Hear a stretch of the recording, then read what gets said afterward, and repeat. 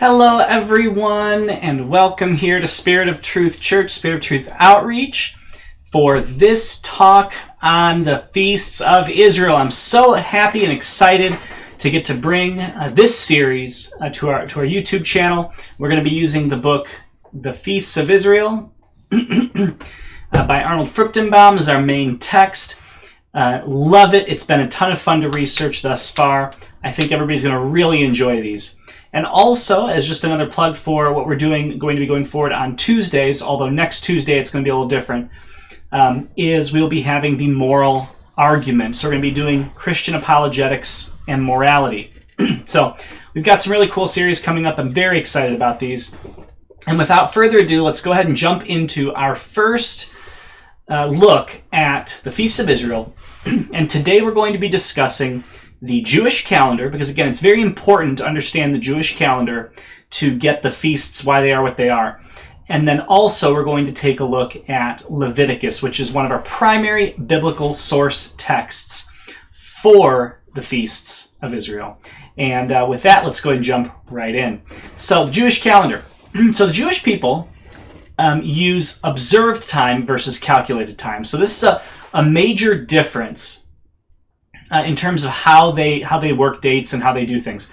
In other words, they're going to follow, rather than like a solar calendar, which is now going to be more calculated, they're going to use the both solar and lunar aspects. Okay, so it's going to follow the waxing and waning of the moon, is essentially the way that they're going to do their calendar. It affects years, months, weeks, days, and the rhythms of the season. Now we're going to go ahead and first read from Genesis 1:14 through 18.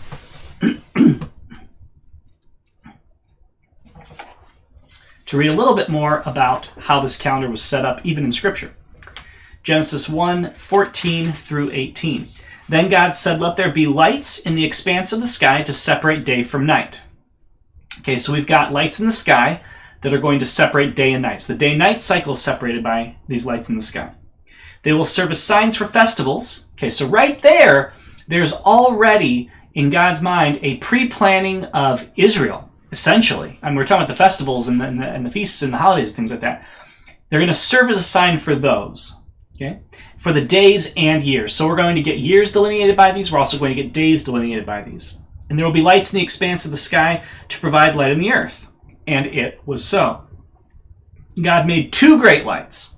The greater light to have dominion over the day, the lesser to have dominion over the night, as well as the stars. God placed them in the expanse of the sky to provide light on the earth, to dominate the day and night, and to separate light from darkness. And God saw it was good. So again, we have religious festivals being denoted by these, temperature control, there's lights for days, light for years, to illuminate the earth, division of light and darkness, and interestingly enough, there's going to be a navigational aspect to these lights, these stars and sun and the moon, and for the glory of God and Israel's perpetuity. God is going to tie Israel's continued existence to the sun, moon, and stars often. So they serve a number of different purposes. Now, in terms of the Jewish calendar, it's a luni-solar calendar. In other words, it's split. The dates of the Jewish holy seasons, and it's very important to understand, stay the same every year. You might be like, well, wait, don't they jump around all the time? Well, yes, if you're tracking them on a Gregorian or our calendar or the standard American calendar that we use in the States, then yes, they seem to jump around. But actually, in the Jewish calendar's reckoning, they don't. They're actually placed on specific days. So for example, we have the 4th of July. It could hop on a different number of days in a given year, but it's always on the 4th of July. That's how their holidays are set. They're always on some specific day of the month. Whereas some of our holidays we celebrate, it's the last Thursday in November or something like that. Those would not be tied to dates. But the Jewish holidays stay the same every year. So what are they? Well, the Passover, for example, is always on the 14th day of Nisan. And again, they have a different month system as well. We're going to talk about this later. The Day of Atonement is always on the 10th of Tishrei.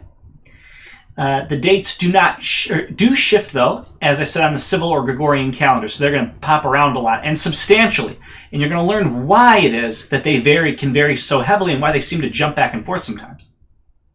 So the Jewish year is not the same length as a solar year. In fact, it's actually substantially different. The Jewish calendar, again, is based on the rotation of Earth on its axis, on the moon's orbit, and the revolution of the Earth around the sun. And months are essentially about either 29 or 30 days. The moon orbits in about 29.5 days. Okay, so that makes sense. But the Jewish years correspond to the solar cycle and have either 12 or 13 months. So I want you to think about this. The Jewish calendar has a differing number of months. So they don't do it by a jump-in day. So again, if you know how we have a leap year, only that leap year is really just an added day in February. They do a leap month. So they have to wait for it to get substantially off of where they need it to be for these things to hit in the right time. And then they do a reset. And we'll talk about how that happens. It's fascinating. Okay, for the feasts to fall on the appropriate seasons, because again, a lot of them are tied to harvest time, or they're tied to some aspect of the agriculture. They added an extra month to 7 out of 19 years in a 19-year cycle. So I've given 19 years, 7 of those years are going to have an extra month in the calendar. And these 7 years are called their leap year. So when they have a leap year, it's a whole extra month. And honestly, I don't know, although this thought just kind of popped in my head. You know, I know we have, for if you're born on leap day, you know, we say, oh, you're 4, but you're actually 16. I don't know what they do. I'd be curious to see how they handle if you're born during the leap month. It'd be kind of fascinating. Yeah, I'd have to check that out. So again, 7 are Jewish leap years. So it's a mixture of the solar and lunar calendar. Now, what happens in this leap year? Well, the 13th month can be added for 3 reasons. So they're checking for 3 reasons. First, for the ripening of grain. In other words, if the grain is not ripened, we can get a 3rd month in there. Fruit of the trees. In other words, if we need to make sure we've got fruit on the trees, we can add a 13th month. Or we can do it to ensure that the autumnal equinox will precede Sukkot, okay, which is one of the main holidays, and we'll get to what that is later. So, the Jewish year has either 353 or 354 days. It's 11 days shorter than the civil solar year. And if you just let that go, this would actually lead to complete seasonal and feast inversions. In other words, they're happening at the exact, they would just keep shifting and rotating around a cycle. So you've got to have these reset times, these leap months. Now, interesting enough, a little history on the Jewish calendar. In ancient times, what they would do is they would actually set these months and things by a direct observation of the new moon. So they would have this observation. What they would do is the Sanhedrin would go into the courtyard, and there'd be 2 people there, 2 witnesses. And those witnesses would testify and announce that it was the time of the new moon and say that the time is sanctified. And then they go and pull a Lord of the Rings here, and they light a beacon on the Mount of Olives, which starts a chain lighting. So it's like these beacons just start going off all over the place, which would alert the whole country to celebrate the new moon for 2 days. So they had this cool chain of beacons being lit when the month was changing. It's really kind of neat, actually. It'd be cool to see that happen every month. But now they use a fixed calendar. So that was in ancient times. Now they do use a fixed calendar.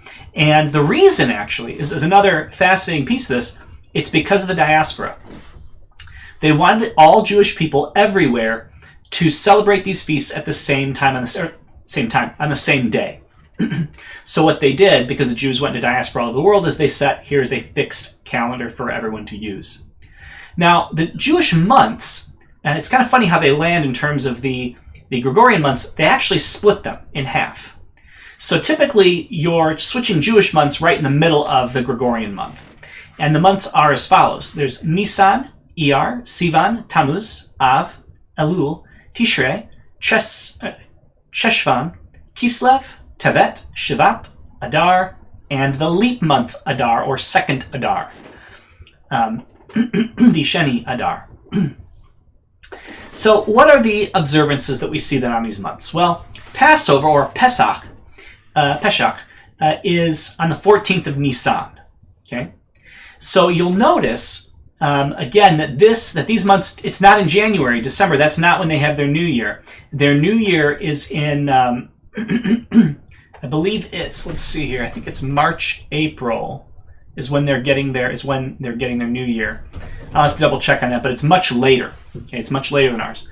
There's Hag HaMatzah, the Feast of Unleavened Bread, on the 15th to 20th of Nisan. the Hag HaBikurim, the Feast of the First Fruits, on the Sunday after Pesach, the Sefirat HaOmer, the counting of the Omer, on the 16th of Nisan to the 5th of Sivan. And within that, you have all of these interesting separate days. You have Yom HaShoah, the Holocaust Remembrance Day, Yom HaZakaron, the Memorial Day for the Fallen Soldiers, Yom Ha'atzmaut, the Independence Day, on the 14th of Iyar, it's a big one, Pesach Sheni, the second Passover, and Lag BaOmer, on the 33rd day, counting of the Omer. Then you have Shabbat, the Feast of Weeks or Pentecost, on the 6th of Sivan. You then have the 3 weeks, which is the Shiva Asar B'Tammuz, the feast of the 17th of Tammuz, and the Tisha B'Av, the fast of the 9th of Av.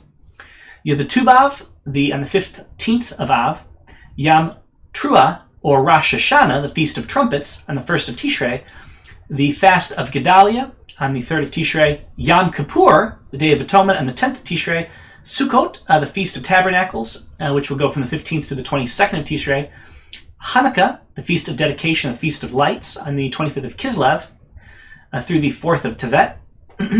You have Tanit Esther, or the Fast of Esther, on the 13th of Adar, the Tu Bishvat, on the 15th of Shevat, and Purim, the Feast of Lots, or the Feast of Esther, on the 14th of Adar.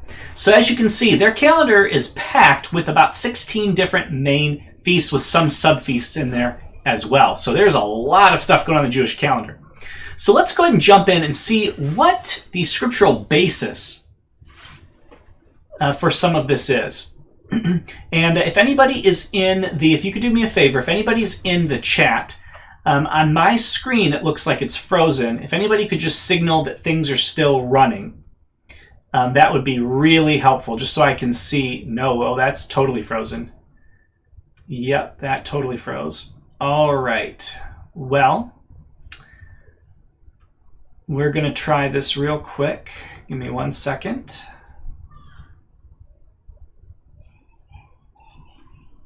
Okay, it looks like we're back. Let's see if that fixed it. Sorry about that, guys. All right, there. It looks like we're back now. So I hope that wasn't too long that we were on that. But if that happens again, please go ahead and just type in. I'll try and have my chat open here. Just let me know if that happens again, where the screen freezes like that. All right. The 7 seasons of the Torah, the holy seasons. So first we have Leviticus 23, 1 through 2. So let's go ahead and read that now.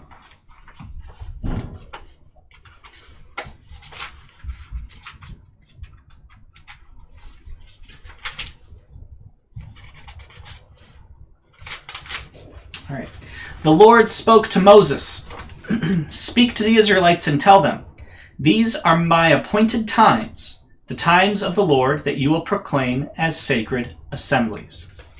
Now, the feasts outlined in God's program of redemption are from the death of Jesus to the establishment of the Messianic kingdom. So that's essentially what they're doing. They're taking you from the death of Christ to the establishment of the Messianic kingdom. And the feasts are both part of the plan of redemption and the prophetic, also, as they outline the entire program. So, we take a look then at the book of Leviticus, and we're going to go to Leviticus 26:46 next. The book is again going to be given to the children of Israel while encamped at the foot of the mountain, or Mount Sinai. So we'll see that here when we look at Leviticus 26:46. These are the statutes, ordinances, and laws the Lord established between himself and the Israelites through Moses on Mount Sinai. Now in Exodus 40:17, we have a reason for Leviticus, so to speak. So let's take a look at Exodus 40:17. So in 40:17 we find this. Moses 16. Moses did everything just as the Lord had commanded him. The tabernacle was set up in the first month of the second year on the first day of the month. So what happens? Well, the tabernacle's built. Well, why is that important? Well, it's important because they don't know what to do with it. They've built it, but now what do you do? And I think it just froze again. So I apologize for that. I will try this again.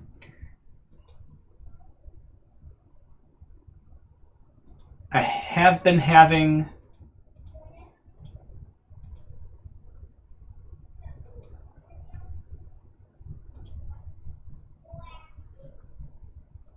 I have been having technical difficulties lately, and I apologize for that.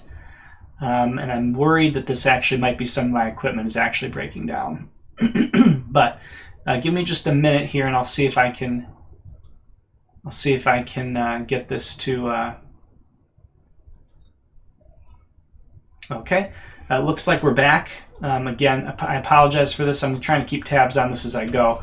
I may end up having to refilm this one and just post a static video at some point because of the video issues. We'll see how it looks, or maybe just edit this one a little bit, but we'll go ahead and continue.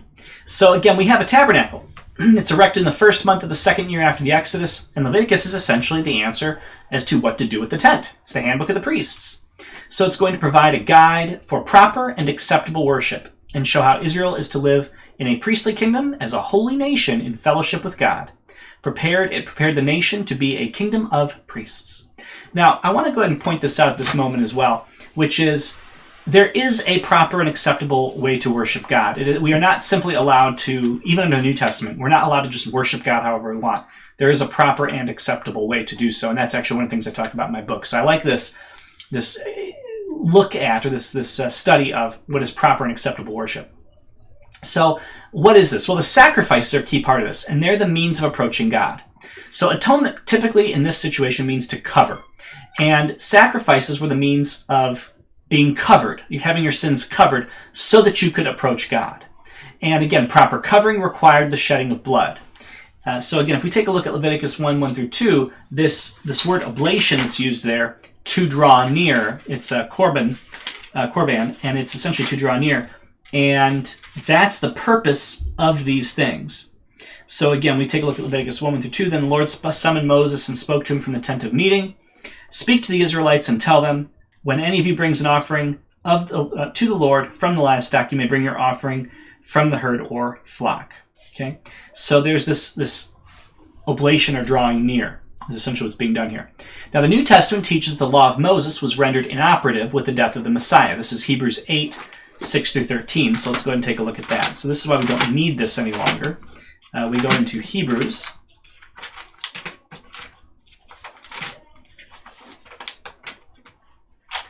Okay, we see in Hebrews 8, 6 through 13.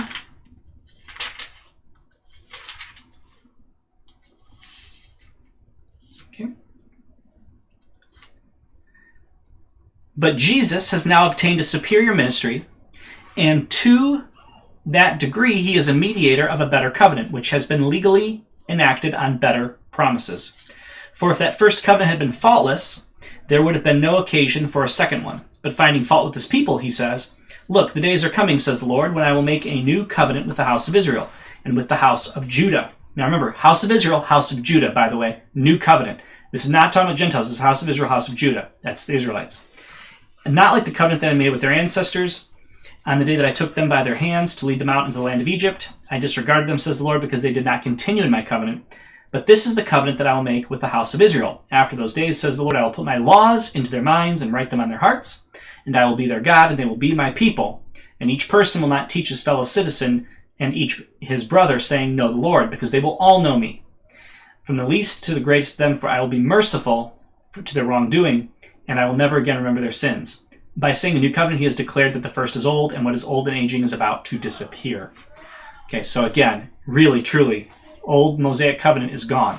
Now, why study this then? If the Mosaic covenant's gone? Well, because these are revealing things about the first and second coming. Okay, we're getting the first and second coming. The first coming in the spring festivals, and then the second coming in the fall festivals. And forgiveness, by the way, is always predicated on the death of the Messiah. Hebrews 7:27 is a good verse for that. Let's read that now. For this kind, or 26 and 27, for this kind of high priest what we need, holy, innocent, undefiled, separated from sinners, and exalted above the heavens. He doesn't need to offer sacrifices every day as high priests do, first for their own sins, then for those of the people. He did this once for all when he offered himself. Okay, so again, we have a better sacrifice. Oop, it looks like it's, yep, it froze again. I am so sorry, guys. I don't know what is going on here. But this is just, it's problematic. and I'm going to do my best to try and get it going. Okay, there it is. Now we're back again. All right. Now, what did sacrifices actually do? Because sacrifices, unfortunately, some people teach that sacrifices actually forgave people of their sins fully and completely, and that was never the intention. It was always a sacrifice was faith in Yahweh and the Messiah, and it was always predicated. Even salvation in the Old Testament was predicated on essentially the future Messiah's death to cover the sins. And again, I'm going to go ahead and read 10:1 through 4 here from Hebrews. Since the law is only a shadow of the good things to come and not the actual form of those realities, it can never perfect the worshipers by the same sacrifices they continually offer year after year. Otherwise, wouldn't they have stopped being offered, since the worshipers, once purified, would no longer have any consciousness of sins? But in the sacrifices there is a reminder of sins every year, for it is impossible for the blood of bulls and goats to take away sins. So you get sins covered through the old covenant, the Mosaic covenant, but you don't get them taken away. You only get them taken away through Jesus' death on the cross in the new covenant. And that's the main key difference. The old covenant was never about salvation. It was about how can a nation that is sinful approach God? How can they have their sins covered over so that they can meet with God? That was always what it was about. So, why the choice of blood to cover sin? Well, Leviticus 17:11 actually. Some people are like, well, why blood? Why blood sacrifice? Why did Jesus have to die? Well, Leviticus 17:11 actually is very illustrative on that topic. So we take a look up, and it looks like it's going to cut again. We'll see here. No, we're still going. We're still going. I'm going to have to check my equipment this week and see if I can figure out why this is doing this. But okay, here we go. 17:11. For the life of a creature is in the blood, and I have appointed it to you to make atonement on the altar for your lives, since it is the lifeblood that makes atonement.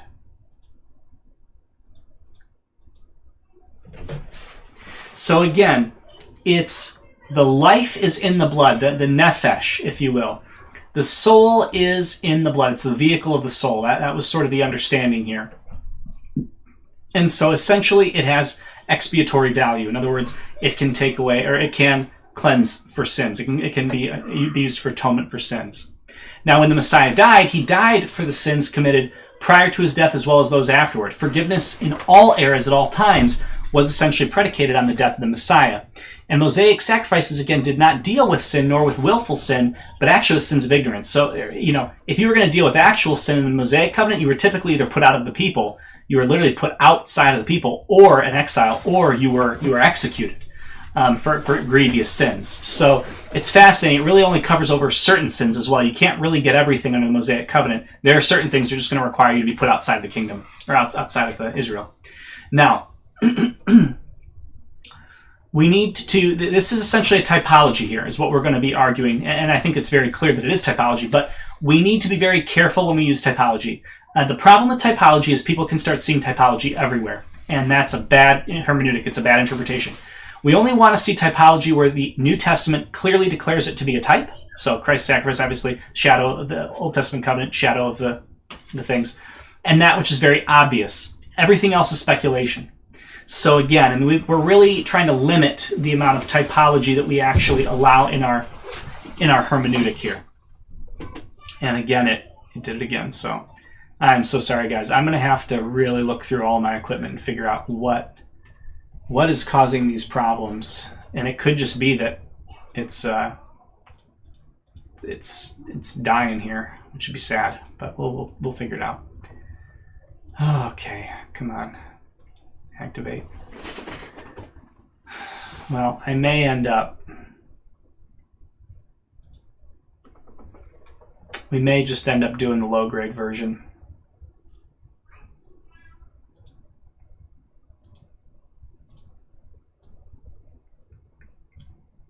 All right. Yeah, I think I'm just going to convert to the low-grade version for now. Sorry about that again. This will be hopefully a little more stable, I hope. We're going to see if I can make this at least somewhat work. All right, so we'll try this. I know this doesn't look quite as nice, but at least this hopefully will be a little bit more stable. Okay, so continuing on. Continuing on here. All right, let me get my stuff here ready. Okay. Sorry about this again. When equipment fails, it just kind of throws everything a little bit hectic. All right, so back to this. So the total number of animals sacrificed each year under the Mosaic covenant, just from the feasts alone. So this is not anything else people had to bring if they sinned or if they did something wrong. 116 bulls a year, 40 rams a year, 1,260 lambs, and 33 goats. So it's a lot. They had to sacrifice a lot. Now, what were the key sacrifices? Well, the first one that's recorded in Leviticus is the burnt offering. So the burnt offering is found in Leviticus 1, 3 through 17. And essentially what it describes is that the whole offering is burned and it all goes up in smoke. Okay? And this is actually linked to Genesis 8:20, which is the oldest recorded offering in Scripture, which was essentially a form of burnt offering. Now, this offering had to be given voluntarily. Okay, it was a voluntary offering. And the worshiper was essentially giving the entire animal up to God. And this animal had to be perfect, without spot, blemish, disease, deformity. It had to be male. And the underlying purpose was actually to secure atonement for sins. Again, it was to have one's sins covered over. Now, the immediate purpose was also to express total dedication to God. In other words, the whole of one's life was dedicated to God. Now, typologically, the burnt offering is that the Messiah offered himself to God without spot and without blemish, and the Messiah offered himself as a consecration offering to the Lord. So his whole life was offered to the Lord, and then his literal life was offered to the Lord. The second offering that we find is the meal offering of Leviticus 2, 1 through 16. Now, this consists of wheat or barley. It's the only non-blood offering, oddly enough, but it's placed on top of the burnt offering, so it always comes in contact with the blood. And again, the phrasing of it is korban minsha, to give a present. So it's truly a present unto the Lord. The basic concept again is that this offering is a tribute from a faithful worshiper to a divine being or to God himself. Okay. Now, typologically, this corresponds to the perfect humanity of the Messiah, his sinless service, his perfect manhood, and also it really corresponds to the value of his death in terms of its perfection. So this is a perfect offering unto God. Okay. The third offering is the peace offering, Leviticus 3, 1 through 17.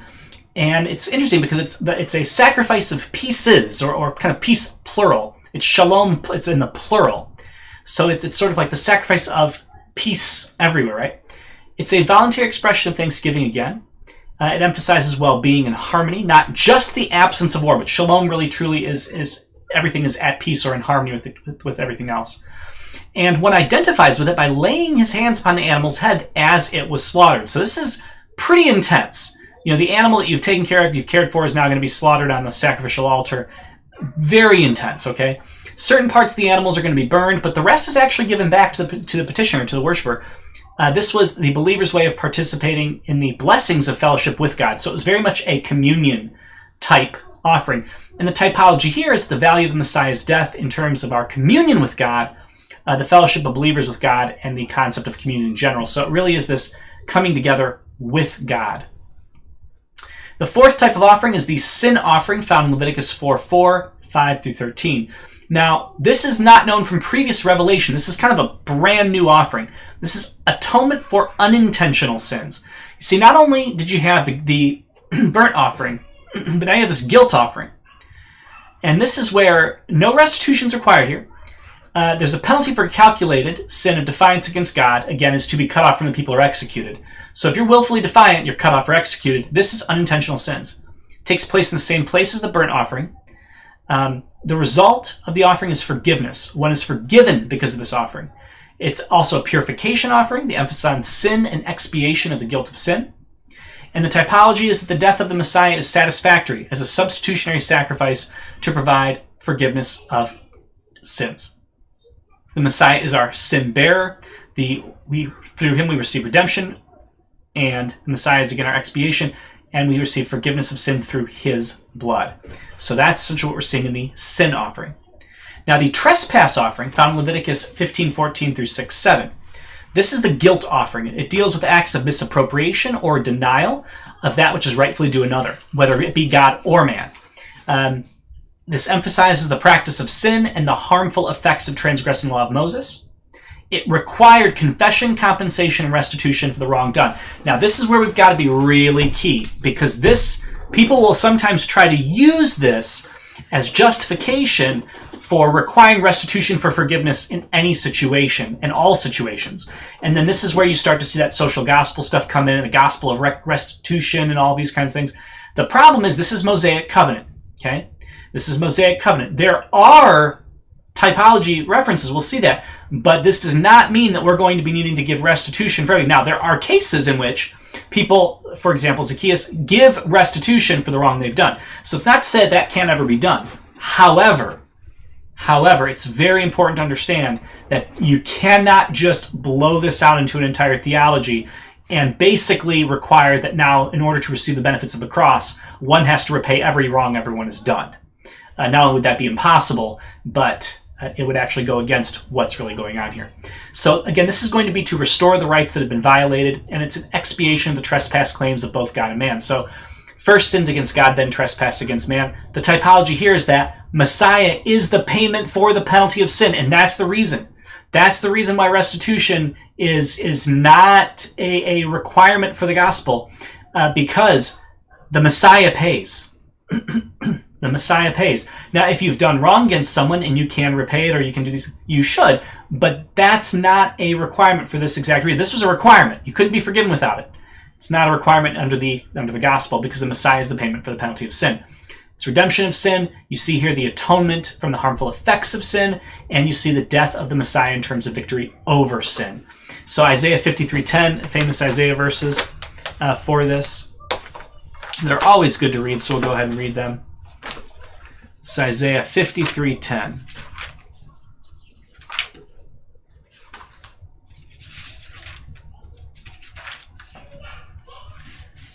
Yet the Lord was pleased to crush him severely when you make him a restitution offering. See, the Lord is the restitution. He will see his seed and he will prolong his days, and by his hand the Lord's pleasure will be accomplished. Okay, now what are the lessons we can gain from this? Well, in case of sin that caused harm to another, it's talking about amends being made. And so we have, for example, Matthew 5:23 through 24. So let's go ahead and take a look at some of his New Testament verses. Matthew 5:23 through 24. All right, 5:23 through 24, yep. So if you are offering your guilt on the altar in there, and you remember that your brother has something against you, leave your gift there in front of the altar. First, go and be reconciled with your brother, and then come and offer your gift. Reach a settlement quickly with your adversary while you're on the way with him, or your adversary will hand you over to the judge to the officer, and you'll be thrown into prison. Okay, so it says, I assure you, you'll never get out of there until you've paid every last penny. So you see something like that here. 6:12 as well, and we're going to get into some of these later in our sermon. 6:12. And forgive us our debts as we've also forgiven our debtors. So there's this reality of this forgiveness of debts and things. Sin defiles, and this defilement is both spiritual and social dimensions. And again, the satisfaction and compensation are both included in here, and both are essential. So, what were the steps for this sacrifice? Well, the sinner would first present the sacrifice. Okay, you'd have to estimate the proper value of the crime and the value of the ram in order to atone for it. You'd then make restitution before the actual atonement. So you'd have to do full value plus a 20% fine. The sinner would carry out the atonement itself. Blood would be sprinkled on the sides of the altar of sacrifice. The fat would be burned, and the remainder was eaten by the priest. Now, this would occur on any sin listed in that passage, in between Leviticus 5:14 through 6:7. That was listed as a trespass sin. You'd also do this if, in the case of cleansing of a leper, if they were healed of leprosy, fornication with female slave betrothed to another, and the basic trespass sins mentioned in Numbers 5 through 10. Now, additionally, you also would have to use this for the cleansing of a Nazirite who was defiled by touching a dead body during his vow. So we're seeing a lot of this sacrifice being used. But let's also take a look at 1 Peter 2:22, because there's going to be something very instructive here as well.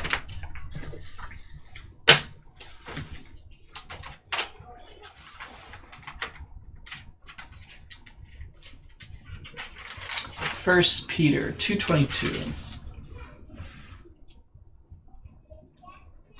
For you were, or 21 and 22. For you were called to this, because Christ also suffered for you, leaving you an example that you should follow in his steps. He did not commit sin, and no deceit was found in his mouth. So again, there was no trespass. Okay, so that's a very key aspect here. Luke 22:37.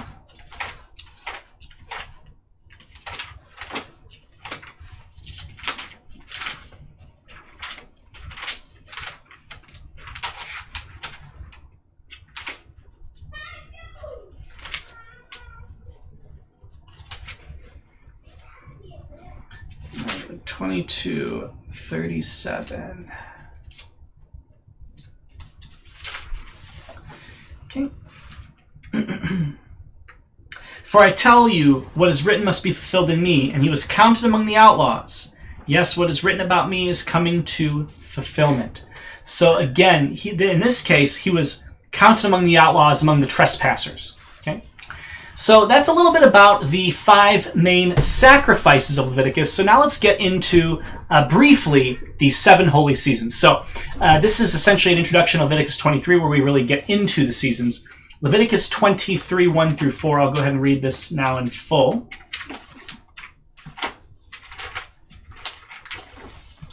All right. Leviticus 23, 1 through 4. The Lord spoke to Moses, "Speak to the Israelites and tell them, these are my appointed times, the times of the Lord that you will proclaim as sacred assemblies. Work may be done for 6 days, but on the 7th day there must be a Sabbath of complete rest, a sacred assembly.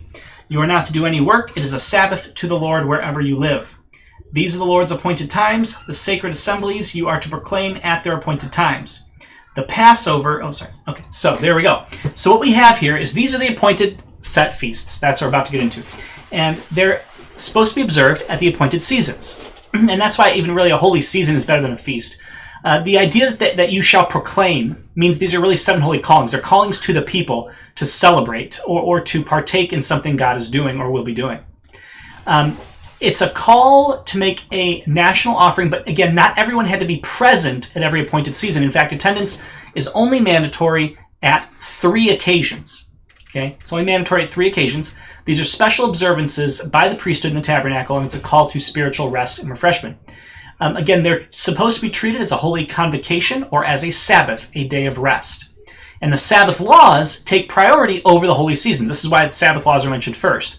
So again, the Sabbath day is a day of rest. It is not a day of corporate worship, and I can't say this enough. Again, Sabbath day is not a day you go to church. It is not a day the Jews would even go to church. It's a day of rest. And the problem is a lot of people try to translate that into New Testament. It doesn't work because the Sabbath had very specific observances. There were rules you had to obey or you would be breaking the Sabbath. And so again, it's also one of the only of the 10 commandments, one of the only 10 commandments that Jesus doesn't reiterate. It's fascinating in terms of a direct application of the church. Instead, he talks about himself as being the Sabbath, which is a fascinating concept. Now, the Sabbath day, again, is a day of rest, not corporate worship. Corporate worship, however, was mandated at 3 times at Pesach with Hag Hamatz, Shabbat, and Sukkot. Those are the 3 corporate times where everyone had to show up. So what is the holy order or the order of the holy seasons of Leviticus? Well, there's the spring cycle, and that's got the first 4 feasts, and then the fall cycle has the final 3, and this is separated by a period of 4 months. 3 of the 7, again, are pilgrimage. Everyone has to gather at the temple or tabernacle, and those, again, were Pesach, the Feast of the Unleavened Bread, Shabbat, the Feast of Weeks, and Sukkot, the Feast of Tabernacles. And these are linked to the agricultural cycle in the land, with Shabbat beginning and Sukkot ending the cycle. Now, why is this interesting? Well, because what you find is the first 4 comprise Jesus' first coming. Then you have this period of a harvest, essentially. And then you have the final 3. And so this really does depict this entire age that we've been living through.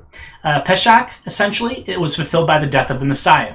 Then you have Hag Hamatz, which was fulfilled by his offering of sinless blood. You have Hag Habikurim, which is fulfilled by the resurrection of the Messiah. And then you have Shabbat, which is fulfilled by the birth of the Kahila, or the Ecclesia, which means the church. So you've essentially got those the first 4. Death of the Messiah, offering of the sinless blood, resurrection, and the birth of the church. Then you have a time of seasons of harvest and things, and planting grain, and reaping, sowing and reaping. And that's the church age. I mean, it really does fit beautifully there. So you have this 4-month interval, this church age interval, the time of harvest. Then you end with Yom Teruah, which will be fulfilled by the rapture of the church. Yom Kippur, which will be filled by the Great Tribulation, a time when Israel's body and soul will be afflicted, leading to her national atonement and salvation. And then finally, Sukkot will be fulfilled with the coming of the Messianic kingdom.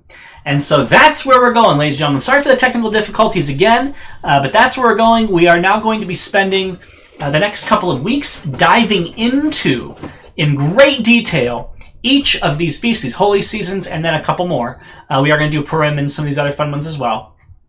And it's going to be fun. You're going to be learning about what the Jewish people have done throughout history, some of the interesting aspects of these that correspond to things, the prophetic capabilities of these feasts. It's just amazing stuff. And so thank you so much for joining tonight. I am going to open since there are a number of people watching live, I will open a Zoom call. Feel free to join for that Zoom call. I'm also going to check and see if there's any... Oh my goodness, there are some questions. Okay, are the number of animals that were sacrificed significant for anything? Probably, but I'm not familiar with that at this moment. I will have to look. Why it's 30% percentage? It's not necessarily a percentage. It's just that's the numbers. When you tally them all up, that's the numbers. Very good questions, though. I will look and see if there's anything significant about the numbers. I'm kind of curious for that myself. There are some interesting numerical things in there. So I will take a look at that at some point. But I'm going to go ahead and open the Zoom call now. So anybody who would like to join, go ahead and join. Just wait on the Zoom call until I let you in. I have to finish off here, so it will take a moment before I let you in, but just kind of hang out in the waiting room and I will let you in. So let me go ahead and get that invite posted now. All right, here's the invite link. So feel free and join. Spirit of Truth Outreach is the invite link. Feel free and join. I'll go ahead and do my sign off. But go ahead and click on it now because I think when I close this, it gets rid of the chat. So go ahead and click on it now, and then I'll get you in when I finish up here if you guys would like to join. Thank you again so much. Spirit of Truth Church, Spirit of Truth Outreach. I hope you guys have a wonderful evening, and hopefully I'll see some of you here momentarily. But this was Feast of Israel calendar and Leviticus. Have a wonderful night, everybody, and I look forward to seeing some of you soon. So, again, have a great night.